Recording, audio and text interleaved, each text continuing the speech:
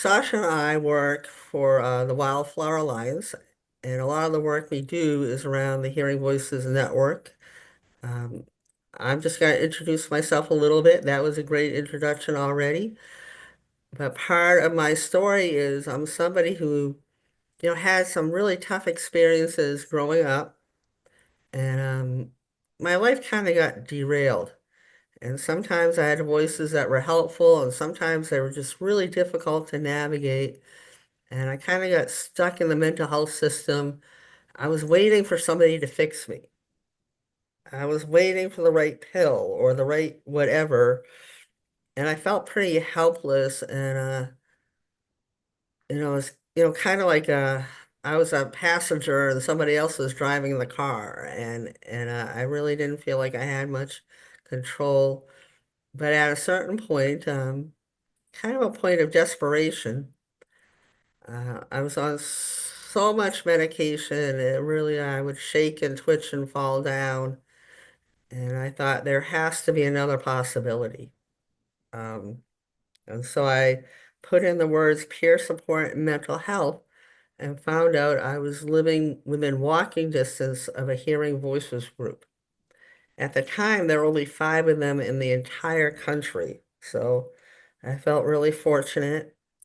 And what happened there was people encouraged me to be the expert of my experience of trying to figure it out. When do the voices come?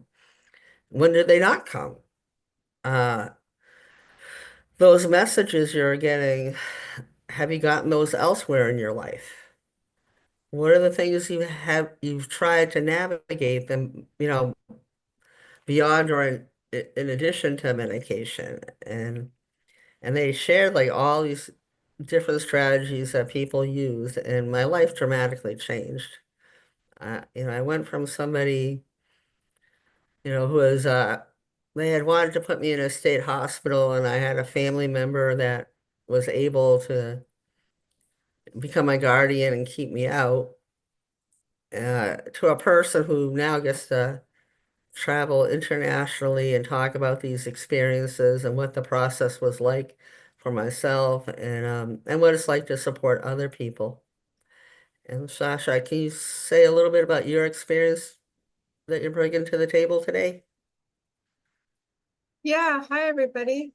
I want to I want to thank Jane. We haven't met before, so it's lovely to meet you. Thank you for inviting Cindy, and thank you for inviting me, Cindy. Because it's wonderful to get to be in different communities. Sometimes I'm in my bubble, and it's wonderful to meet different people. And I learned so much from both our Hearing Voices groups and our friends and family support groups, and a lot of that learning is through Cindy. But yeah, I started off in this community because of my lived experience. And, I had different spiritual hearing voices experiences, and voices and visions that I didn't have anywhere to talk about. And it wasn't kind of until later that I was like, oh, you know what? Like that was part of this experience too. That was related to hearing voices. And some of that was really beautiful and some of it was kind of scary. But none of it made me feel like I was a broken person or a bad person. It was just like, wow, I don't have people to talk about these things with, and something kind of weird is going on. And so, but fast forward to about a time in about 2018 when I was dealing with a lot of health issues and I wasn't sleeping. And I heard a voice that was telling me, it's okay to die. And I was like, wow, that's kind of weird. I've never heard a voice before. And it didn't make me want to die, but it was like, what's going on? And I really wanted to talk to people about it. And I had no one to talk to, and that was kind of a bummer. And it's been really beautiful being a part of the Hearing Voices community because I've learned so much more about myself. It's about learning about my experiences, and it's also about learning about other people's. And I feel like I become a better human the more I learn about different people's worlds and their different worldviews and the kinds of relationships people have to their voices, and the change over time. Like I've been through experiences where I've heard a lot of voices and only a little bit. Um, and so many different people out there, including so many friends and family, have their wisdom to share and the experiences of their loved ones. And so I go into these groups, but my mind just is blown almost every time. And I end up reflecting on, oh yeah, like that makes sense that I was hearing a voice that was telling me I could die because I wasn't sleeping and I wasn't breathing properly. And so like my system was trying to make sense of, okay, I don't know how to keep you alive. This is kind of strange. And I've also had times where, I heard voices over a loudspeaker and I was like, wow, what's going on? But I was hospitalized and I couldn't talk to anybody about it because I'd been responded to with a lot of fear already and I didn't want to end up staying there longer. So these experiences, just the experience of being able to explore it with folks, and also helping me lean into the times where it was really beautiful. But I was forcibly medicated. And so the beautiful parts of hearing voices, the ancestral healing I was experiencing, the sense of like moving through time and space and hearing messages from my different ancestors on, hey, we really got to take care of some stuff and it's stuck and we could use your help. All of that was shut down. And so I love being in spaces where I can talk about these things and explore them with the community. Um, and even just recently, I was hearing voices actually, and Cindy really helped me through it, and I didn't know that. So I'll just tell this story real quick. We were in a training, and we do role plays, but we try to base it on like some real life things. And so I was like, "Hey, I'm hearing voices. I just moved recently, and I'm hearing voices that are shouting a lot of slurs at me when I'm around other people that are new." And just talking about it and exploring it with Cindy and having Cindy hold space for me in this role play since then, the voices have stopped. And so I'm no longer experiencing this distress of, walking by somebody and hearing things shouted about them, which is something that happened around the time I was hospitalized. And so I had a lot of fear and shame around, can people like hear these things I'm saying? Do I think bad things about people? And it was just like magic. And I was like, oh, like this is some part of why people like our groups, because you get to release, you get to be held, and sometimes that brings a huge amount of relief. It doesn't always look like the voice is stopping, but it does really shift things a lot of the time for people. So thank you, Cindy, for that recent experience. I've been meaning to tell you. Yeah, so I'm just going to open up this screen. So yeah, Cindy brought me in and we do a lot of trainings together. Cindy has a ton of experience and I'm learning from her all the time. But I also have experience doing these trainings. So yeah, you get stuck with me as well. I'm kind of like the tag along. So part of why I've loved the Hearing Voices community is because a lot of times folks will be like, oh, but I'm not like them, right? Like, do I belong in this space? My voices aren't scary, or I don't take meds for my voices. And we've actually let people know that, hey, a lot of people hear voices. And in our Western societies, there's been research that say nearly 10% of people, right, depending on the data, but nearly 10% of people hear voices in their lifetime, at least once. And I think in a lot of communities outside of the Western world, there's people who hear voices quite often, and where speaking to your ancestors is a very common thing to do, and it's actually like strange if that doesn't happen. So just want to have some cultural context that a lot of this research and some of how this is most applicable is within the society that we're based in.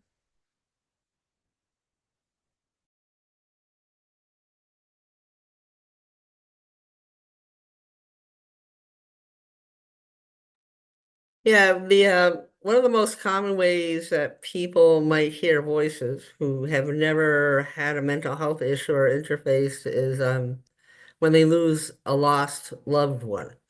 Very common experience to hear from somebody. Usually it's really positive. And I'm just thinking about one of the questions that someone wanted to ask. Sometimes people hear voices, like Sasha was saying, if they haven't had sleep.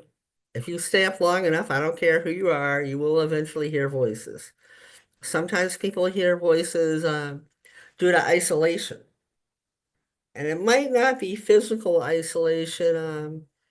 I knew someone who they were a child of somebody in the Air Force, and their family would move and go to countries where English was not the language. And this little girl would be left with the house person who didn't speak English. And that's when she started to hear voices. And the voices were her friends. And so sometimes people hear voices, and changing their diet and nutrition can change it. Um, I also have getting a phone call from assisted living saying, your mother is hearing voices. We want to give her an antipsychotic. And then I can say, have you checked to see if she has a bladder infection? Every time she gets a bladder infection, she hears voices. And evidently, this is like a common, at least anecdotally, I hear this come up. Sometimes somebody has a low-grade fever over a prolonged amount of time. So I guess my answer is there's many reasons why someone might hear voices. And and I don't know all the possibilities, but I know some of them. And so I'm kind of sharing some of the possibilities. But regardless of why somebody hears voices, it can be really helpful to have somebody to talk to about it. I know there's a period of time, I'm from Massachusetts, and next to Massachusetts is Connecticut. People were getting Lyme's disease, but it wasn't recognized, and those people were starting to hear voices and end up on psychiatric units where what they had was is more, this may sound weird, but Lyme's disease is almost like having syphilis. It just, it attacks your brain sometimes. And so I'm all into rule things out. Let's figure out, what are the possibilities, but I don't, it has a chemical imbalance. Maybe they do, maybe they don't. But, let's look at what's going on in their life in that context. I hope that kind of makes sense. And so I just want to say this approach, the hearing voices approach, or Sasha, you want to talk about this one, right? Is this one you wanted to cover? Yeah, sure. Yeah, I like talking about this one, and I'll save a little bit for you at the end. But yeah, something that I've also, in friends and family groups, I know some people have been like, well, I heard voices, when my loved one died. Like, does that count? Is that like, but that's not bad, is it? And so just these different contexts, right? Where, it might actually be, people might actually get the experience a little bit more than they think. Another one that I've heard often, maybe you've had this experience of like, you might have a voice telling you like, don't turn right. You might be driving in your car. And I know people who have had that experience where suddenly there's something warning them about something. But it doesn't necessarily happen all the time. And so, yeah, part of what we do in our community is just normalizing that we can talk about these things and that they exist on a spectrum. There's not necessarily like those people over there, but many of us share this like common human experience. Sometimes in Western Massachusetts, even or in the US, I feel like it's this strange new thing that we're doing where we're like, hey, you can talk about voices and you can explore them with people and be in community around it. And actually, like, this is a worldwide movement, and there's a lot of research and recognition about it as well. So the World Health Organization has uplifted the hearing voices support groups as an important factor in human rights-based approaches to people who are struggling. And so there's been a big movement in the US. We're a little bit behind in a lot of ways on how to support people's rights when they're going through different kinds of distress or different kinds of experiences. And so we want to uplift the research that's out there and also, feel like we're part of a global community. And it's not just a few people in a corner saying that these are exciting things. We're also connected to some other aspects of what's been recognized by the World Health Organization for human rights-based approaches, like peer respites. I don't know if folks have heard of peer respites before. I hadn't heard of them until I joined this community, but alternatives to psychiatric hospitalization. What other options can people have that might feel like they support their ability to stay in community with loved ones, to stay in the rhythm of their life, and to have a little bit more control over their environment? A lot of folks are like, hey, I would like to get some support, but having everything taken from me doesn't feel like the best way to go about that. Doesn't necessarily feel like it helps me navigate my voices or helps me want to live. And so there's a movement for more peer respites. And yeah, Cindy, if you want to say anything more about that or talk about the other two that we're uplifting. Yeah, so there's this whole thing. If somebody's doing something, people don't understand what they're doing, and maybe they're getting afraid. I don't get what's going on. And so lots of times people are given the option, or the only option, put somebody in the hospital. And sometimes that does damage to family relationships. Sometimes the person going to the hospital is even more afraid because, oh, I'm in this new situation. I don't have access to community supports. And so peer respite would be another possibility. The last time I faced being sectioned, I got to go to a peer respite instead. And what they said to me is, what if anything is helpful about the hospital? And can we recreate that without you having to go? Which was a really wonderful question. The other options up here, Soteria House, they did this experiment in California where people came in, the crisis team, and just by random, half the people, instead of sending them to the hospital, sent them to this house, Soteria House, which it was clinical, but their approach was to be with people, like just to try to hang out with them, make sure the bumper rails are up, but as much as possible, go with the flow of the person and just try to partner with them in that. And that model has been replicated. Right now, there's one in Vermont, and the state actually pays for that, under state insurance to go to Soteria House and try that model out. I'm still feeling like I'm in a home environment, and there is somebody who's a prescriber there if that's needed. And there are therapists there if that's needed. And there's just somebody to hang out with you versus go to your room, go to bed, lights out, don't come out of that room. Instead, it's like people try to just be with people. The last one is open dialogue. It comes out of Lapland, Finland, and you can always look online and just type in open dialogue. There's some videos on it. But their theory is that the problem is not within a person, but within relationships. And so they want to work as a group. And so even the doctors and the nurses, whenever they're talking about the identified person, that person's in the room. And people, the person go on through and bring whoever they want to the table. It might be their coach, like that might be the person they trust, or they might bring their best friend. And it's more of this community process. The other thing about open dialogue is they put a lot of energy in the front end. They do a lot of stuff of like you could call up and say, my loved one's doing X, Y, and Z, and they would answer the phone and try to support you through it and try to come up with possibilities. It's not like you had to meet a level of care to get any help. It was more like, how do we provide all this care so we don't end up in a place where somebody's in the hospital? They've been trying to do it in the US, but it really doesn't line up with our form of health insurance that's really driven differently. But they're trying to do research on that.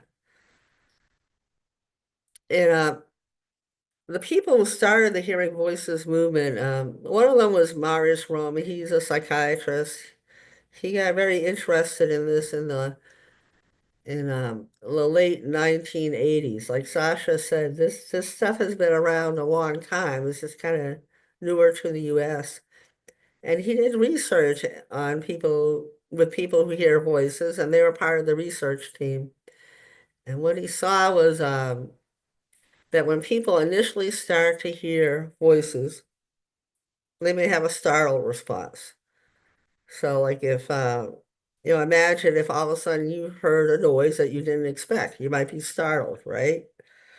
And that makes sense. But if you keep hearing that noise over time, your relationship to it might change. But initially, it can be pretty frightening.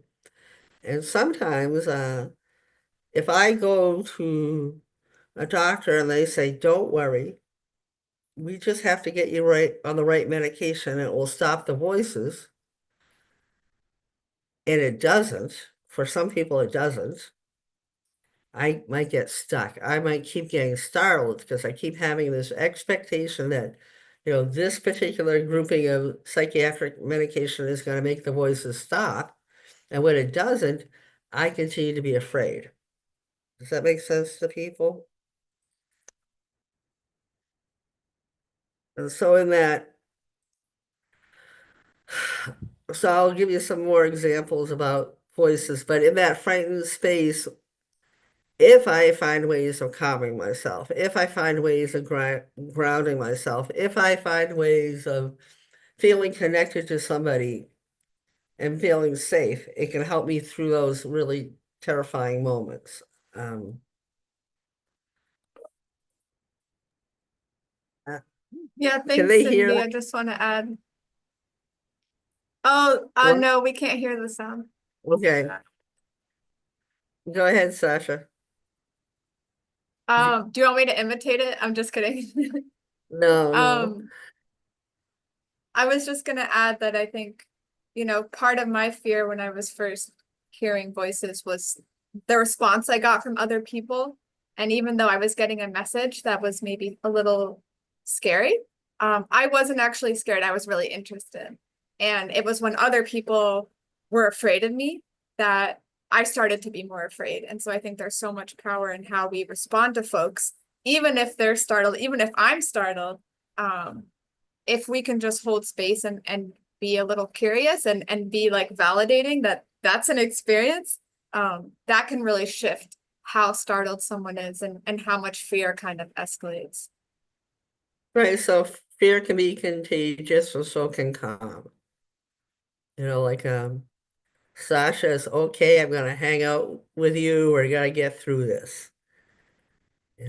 Those kind of, or what would help you feel supported in this moment, versus, oh my gosh, what are you saying? What do I need to do? Stop talking like that, or, you know, all that. But I know it's really hard to try to stay calm when you're seeing something that you have no idea what's going on. And so I try to be calm, I try to be curious. And in my mind, my goal is to see how on earth whatever is happening right now can make any sense. Like there's a reason this is happening, and so I'm kind of curious about why. Um, I'm sure people have heard of the adverse childhood experience research. And so they are saying that, if you have an ACE score of 7 plus, you're 500 times more likely to report hearing voices or seeing visions than somebody with an ACE score of 0. Um, Lots of people may have a voice that holds a memory or a feeling around a traumatic event. I do a lot of work with veterans, and it's kind of amazing. And the thing is, I may go through something really difficult. It's so difficult, I don't want to think about it. I want to feel it. I don't want to remember it. I don't want those feelings. I push them down, I push them down. But then somehow those feelings may get expressed by a voice. Does that, like I walk a place and there's something in that place that reminds me on an unconscious level of something bad that happened in my past. And it's not even in my mind, but a voice might come out like if you've ever been in a car accident, right? And then a month later you're driving down the same road, your heart might start pounding and you might not know why. You might say, why is my heart pounding? And then you might remember, oh yeah, this is the place I was in the car accident. Does that, I hope that kind of makes sense to people. Another common example is a voice that repeats negative messages that the person got somewhere in their life. It might have been the school bullies. It might have been by someone who hurt them. I had a voice like that, only I hadn't realized that it was a combination of people who had treated me poorly. I just thought it was a voice. And then people asked me, have you gotten that message before? And when I wrote it down, it was almost word for word what I was told. So say your loved one goes to school and somebody calls them dumb or says they're too short or whatever, they might get a voice that says that to them. And the long road for me was A, to figure out where that voice was coming from or where I got that message, and then decide whether I believed it or not. I have a friend who's a hearing voices trainer who would get a voice telling her she couldn't do anything. And you know what, how she responded? She was like, I'm gonna prove you wrong. I'm gonna try twice as hard, which I thought was a pretty cool response. There's also a phenomena where somebody might say, I can't go out, or it's not safe, or they're out to get me. Um, and the people in the UK would say that's a voice that's trying to protect or warn. And for me, it didn't feel like it was trying to protect me. It felt like it was making my life very small. But once I understood that a voice, no matter how strong or scary it was actually very afraid. And so an approach to it could be, thank you for warning me, but I got this. Thank you for reminding me the world can be a scary place, but I still want to go out and try it.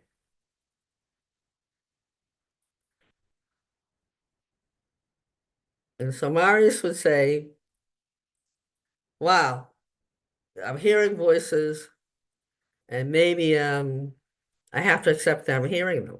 Like maybe I'm still not on that particular combination of drugs that will get rid of it. Or maybe they work for a while and now they don't. What's my plan B?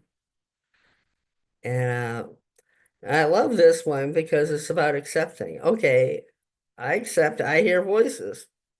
I can't deny it. I can't bury it. I can't, for me, it was like I was trying to run away and it was chasing me. No matter how I tried to get away from it. And this woman, Gail Hornstein, who helped bring HVN to the US, I can remember her saying to me in a group, you know, sometimes if you're being chased, there's a value to stopping and turning around and asking the person, what do you want? And I was like, wow, that made sense to me. And so I can remember going to a group and saying, I have a voice telling me to kill myself. And they said, when do you hear it? And I said, all the time, because it felt like all the time. And they said, well, get some note cards and write down what you're doing when you hear it. Like, where are you? Just briefly. They also asked me how long I've been hearing it. I said, off and on for years. So they understood that just because I heard a voice saying that didn't mean I was going to do it. And in any event, I got those note cards. I wrote down these little notes, and the first thing I learned was I don't hear it all the time. It felt like all the time, but it wasn't. In fact, when I did certain things, I wouldn't hear it at all. And so when I learned that, it kind of shifted the balance of power. And when am I more likely to hear it? So that was just like one of the approaches of now I'm gonna start participating in trying to figure this out. Instead of waiting for somebody else to fix me, I'm gonna start trying to figure out what's going on or what can I try or what strategies to try. And I find out that there's lots of things I could try beyond ignoring it or denying it. The ignoring it and denying it is think about a 3-year-old. What happens when you ignore a 3-year-old? Sasha, what happens in your house when you ignore children? They freak out. They get louder, they get bigger, right? They get provocative, they demand your attention.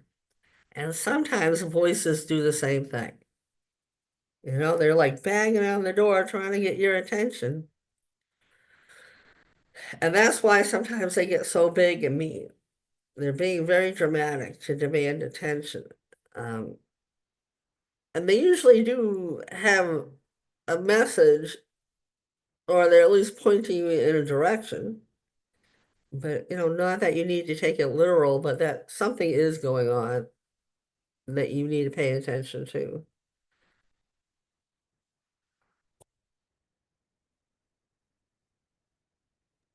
Thanks, Cindy. And how wonderful it is that people have been working on this for a long time and figured out some tools and some frameworks and some offerings about, okay, here's what exploring those voices can be like. Here's how you might show up with somebody who's open to answering some questions and doing some organizing. Because sometimes I can do that by myself, and sometimes it's just a lot, especially when folks hear multiple voices. Or like you said, Cindy, like when you're not even sure because it's just throwing you off so much. And so, yeah, so this is a tool that was developed by clinicians with folks with lived experience. And it actually started because, yeah, Patsy Hogg and Marius Rome. Marius is a psychiatrist, and Patsy was the person he was supporting. And, she started talking about, hey, you're helping me, but it's actually not very helpful. I would love to talk to people who have lived experience.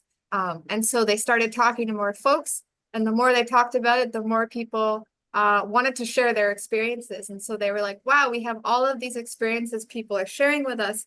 How do we organize this? How do we keep track? And how do we kind of get this down in a good way? And so as they asked these questions, people were like, hey, actually, these questions are helping me. I'm not just giving you information. I'm getting a lot out of this as well. And they were like, wow, so it sounds like this interview could actually be really helpful.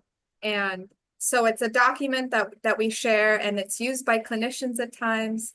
We have trainers. Peter Bullimore is a trainer in the UK, and he'll do trainings on how to use the master interview. But it's also used by people in peer support roles and friends and family, and particularly when you're in the context of a relationship where someone has a lot of trust. And so there's many questions on it, and some of these are at the bottom. And learning about this tool has also just given me some more options of ways I can explore with people, even if we're not going to do this long interview, even if we're not in a relationship where we have a bunch of time or they want to tell me their entire life story. And so you'll see some of these questions at the bottom. How many voices do you hear? What do your voices say? Are they present when you feel certain emotions? What time of day do you hear them?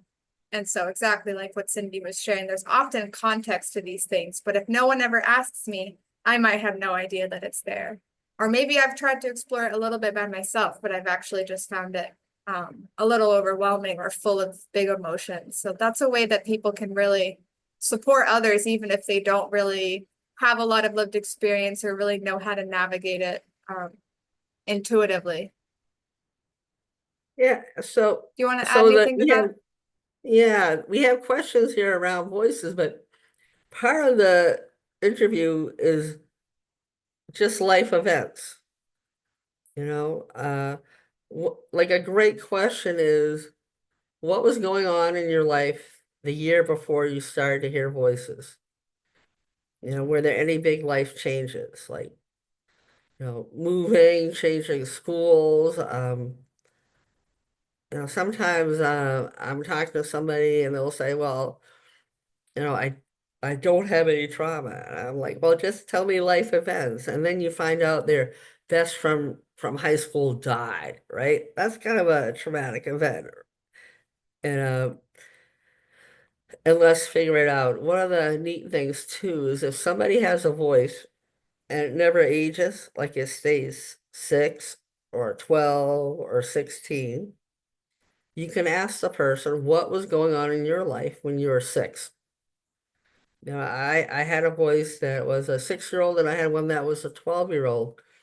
And despite a lot of counseling, it was somebody who wasn't a trained professional who asked me that question. It seemed like a normal question to him, what was happening when you were 12? And that 12 voice was just holding a piece of my life, that I didn't want to deal with. And it was around to remind me.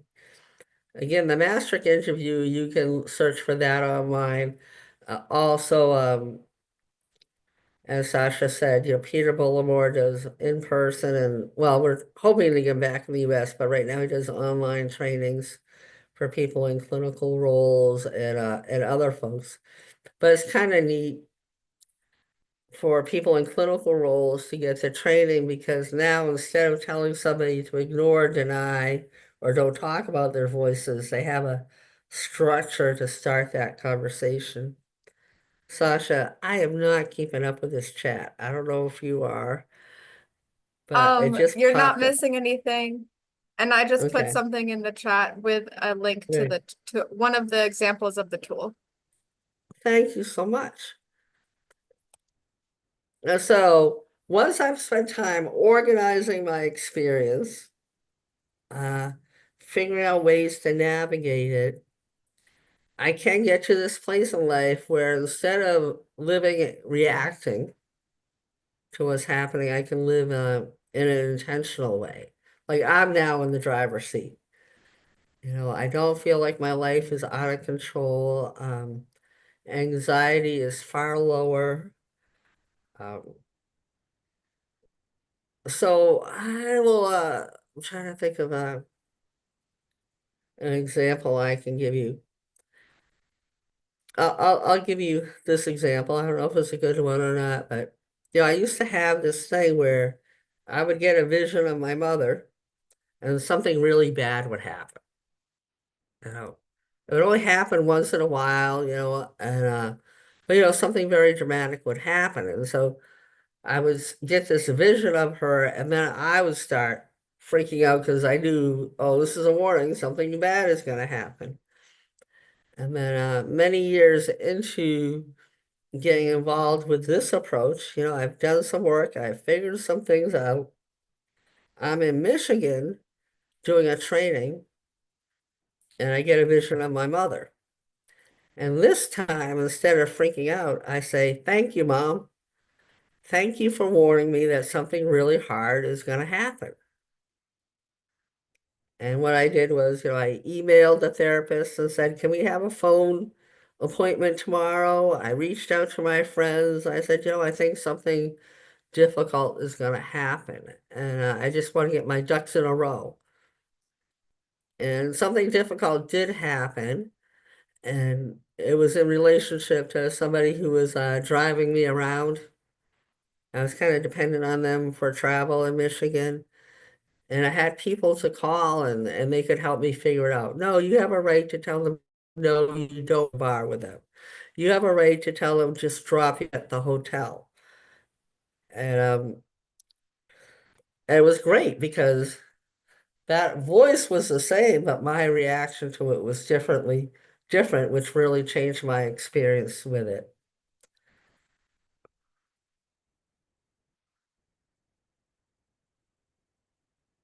And I don't know whether people know any of the things on this list. But if people want to put in chat, I get very sad sometimes when people say, "Oh, so and so is treatment resistant," or the psychiatrist says, "We've tried everything." And then I'll say, "Have you really tried everything? Or did you just try every pill? What else can we try?"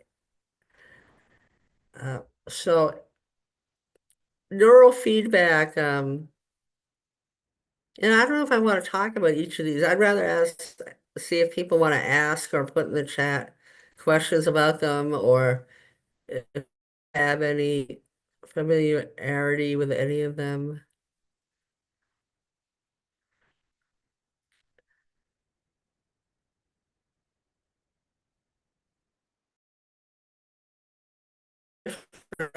I will, Sasha, and I can alternate. Yeah, I really Neurofeedback, go ahead. go ahead. I was just gonna say No working with feedback. They put animals. electrodes on your head and they read your brain waves. There's nothing going in. It's just looking at your brain waves. And then depending on who's doing it, or their technology, they can set it to help you relax yourself. Or for some people go to neurofeedback to increase their focus. So a friend of mine who hears voices goes, and they get that initial reading, and the person says to them, "What happened to you on the way over here? Were you in a car accident?" And my friend said, "No, this is me normal." And the technician said, "Your whole brain is lit up like you're going through a traumatic event." And for my friend, what it was that they were holding all this trauma in their head. Today was actually a good day. And so the way the technician designed it was that he came back and put the electrodes on my friend's head, in calmer mode, calmer brain waves. It would make Miss Pac-Man go across the screen. Like it's hooked up to a feedback loop. And it tells you when you're calming. And so she learned to calm herself without having to do other things. So it doesn't actually get rid of voices, but it can really help people be calmer through the process or feel more in control. Do you want to pick one, Sasha? Yeah, I'll just highlight rituals for a second. I did a grief ceremony with people in Western Massachusetts when I was there recently, and none of us have training in how to do rituals. Different people have just been inspired and felt grounded by different poems before, different stories, and we did a lot of storytelling of like memories of people that we loved. Um, and it we aligned it with a season change, and it was so beautiful. And I think like even though none of us had the cultural context, like we didn't have elders being like, okay, first you do this and then you sing this song, we just did that for each other. And it was so, and people were just crying, and it was so healing. And it was free. And I'm amazed at how many people have, given feedback after, like, that was the most connected to other people I've ever felt. And it's shifting a lot of feelings in my body and in my spirit that I, haven't been able to work through with talk therapy, or haven't been in a space to like consciously access. And so yeah, I want to uplift that one. Even if it's in a strange way, or an improvised way. I think there is this like primal part of us that still knows how to gather with people around big feelings and around honoring big experiences. And yeah, I really appreciated that. I don't Probably people in your life, you all have different relationships with religion and spirituality, or just places that feel important to you. But that was an accessible one. And there's one of the people who used to co-facilitate a hearing voices group and shows up to an HVN friends and family group is a retired therapist. And she goes, there are limits to therapy.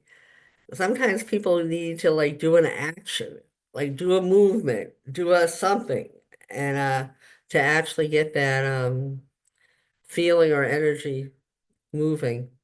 We're getting short on time, so I just kind of want to do this. Lots of times family members are like, what do I do? What can I do? Um, uh, I had a son who struggled, and I'm like, I wish I could just donate a kidney. Like, I would help you. Don't know what to do, right? And so these are things, building connection. Even if I don't know what my son's talking about, I can say, I'm so happy to hear your voice. I'm so happy you're talking to me. Even if I'm still say, thank you for talking to me about it. And a timeline is huge. Sometimes people do that scrapbooking. Sometimes they get out the family photos What year did you go to what school? Look at these pictures. You were so happy in these pictures. And then next year, we don't have so many happy pictures. What changed? Just this time, that how did the voices or experiences change with life experiences?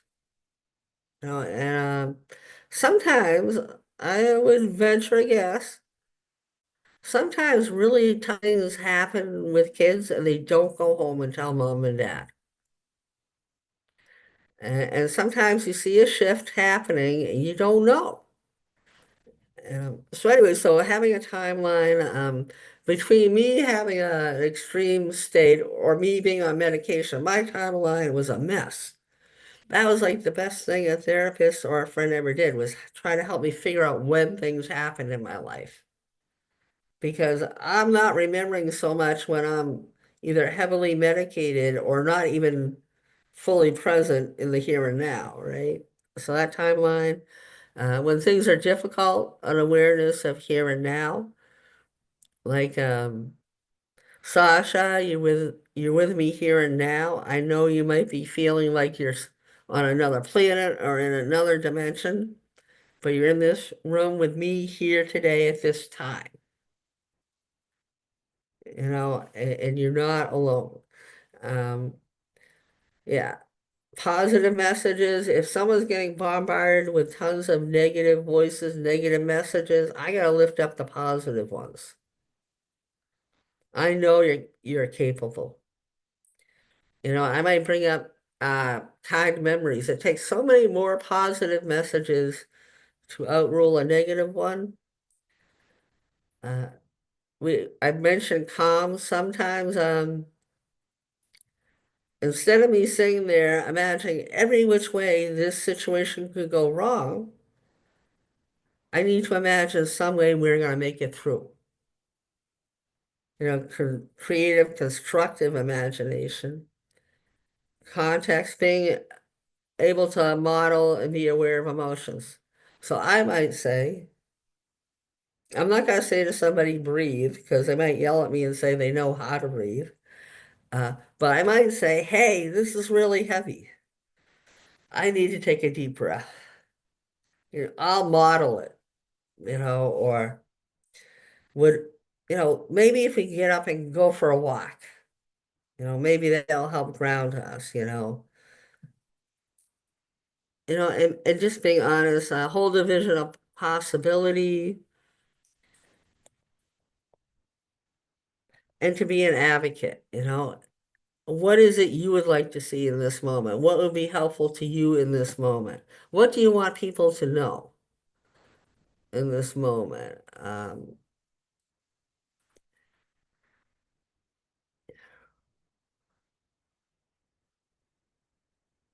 Sasha, you got this one? Yeah, yeah, and just to add on to the last, one of the things that I sometimes forget one is hearing voices and is in a lot of distress is that touch is really helpful for them. And I don't always have a lot of people who can provide touch that feels safe and supportive, especially when I'm having big feelings. Um, but I think family and loved ones are a great opportunity. And sometimes I pull away because I'm like, this is a lot and I don't know what to do. But actually reminding them like that a hug could be helpful or just hugging them. This is in a specific context. Of course, not everybody wants a hug.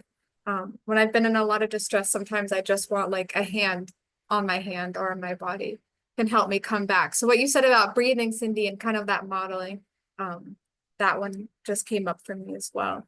So digging into the advocacy aspect from the last slide, yeah, sometimes people can't fix it for me, but they can show up for me when I'm going through hard things, especially when I'm trying to get the support that I need in the medical system or with providers or out in the world in other ways where people might be discriminating against me because of diagnoses that I have, or maybe just will be, less prone to believing me, or might just not really might not understand what I'm trying to say.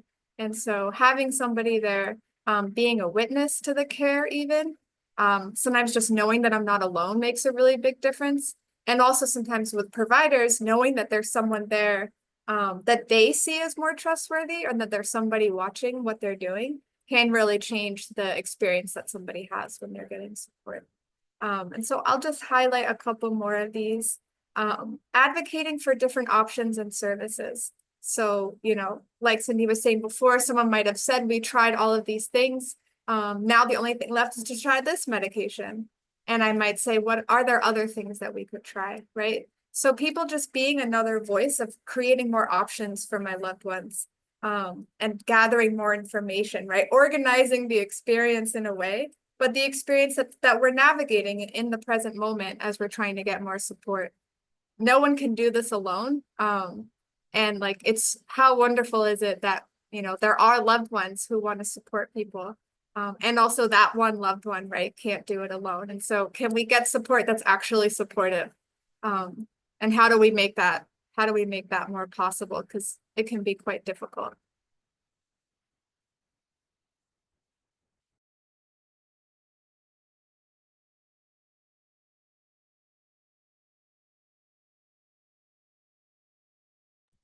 So some of the questions that I heard from Jen, one of them was,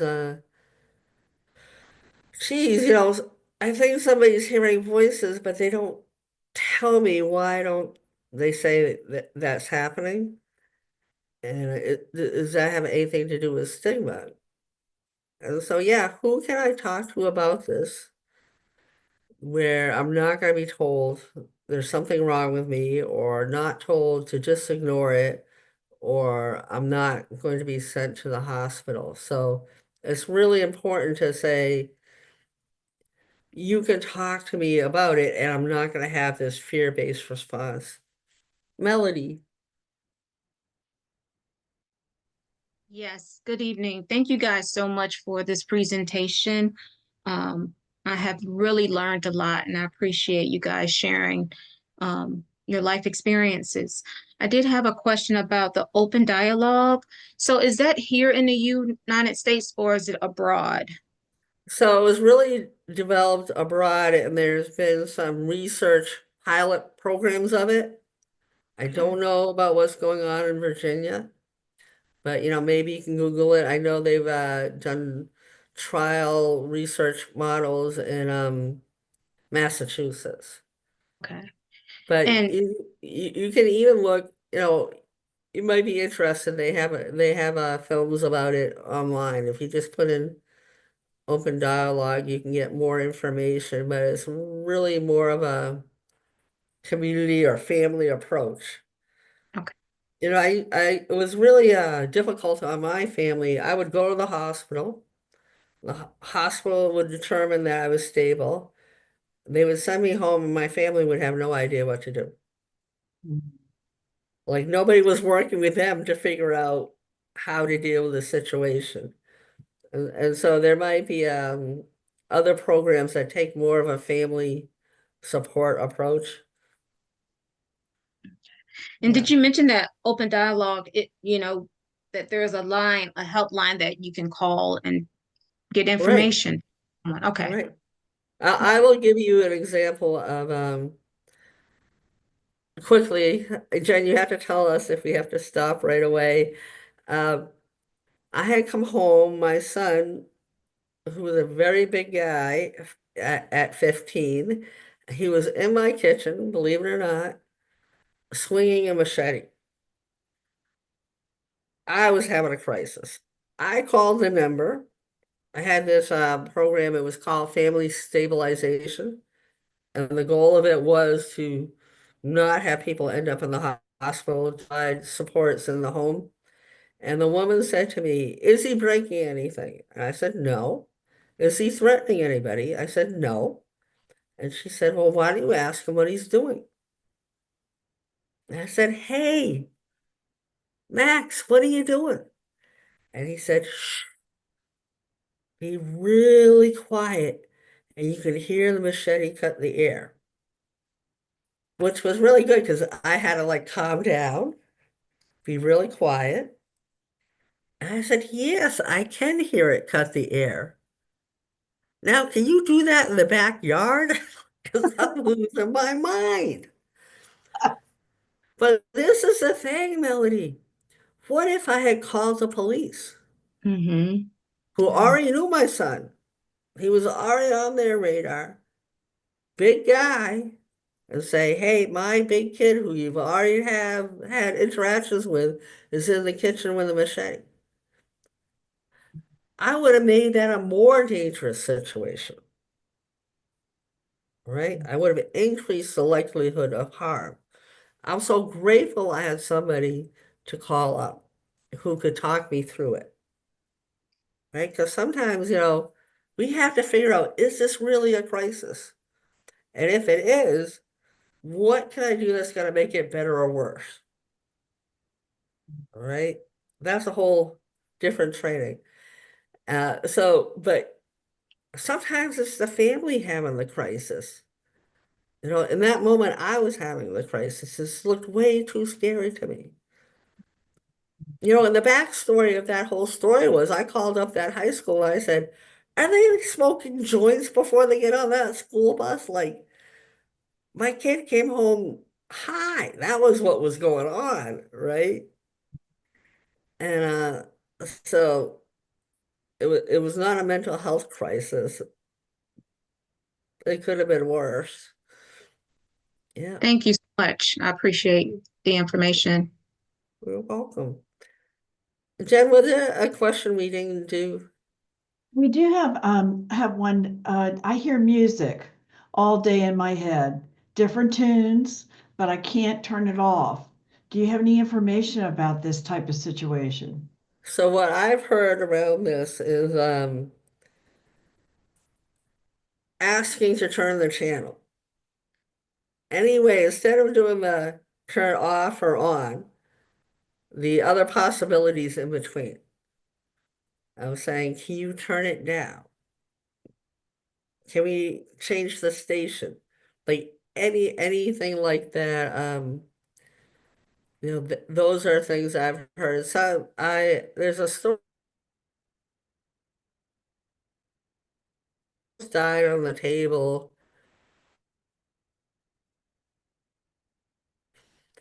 and he lived, but now he heard music, and he was really concerned. And his daughter was like, "You're alive. If you don't like the music, see if you can ask whatever it is to change the channel." Um, Sometimes people put on headphones. Um, and then, I'd be curious about those songs or that music. Is what's being played have a connection to a part of your life? Hmm. Is there a metaphor in there? Like, a song I hear a lot was, should I stay or should I go? If I stay, there'll be trouble. If I leave, it will be double.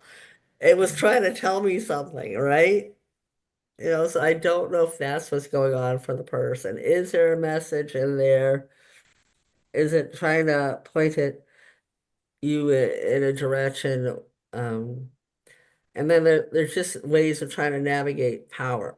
If you give me 5 minutes of silence, I will sit down and listen to the next thought.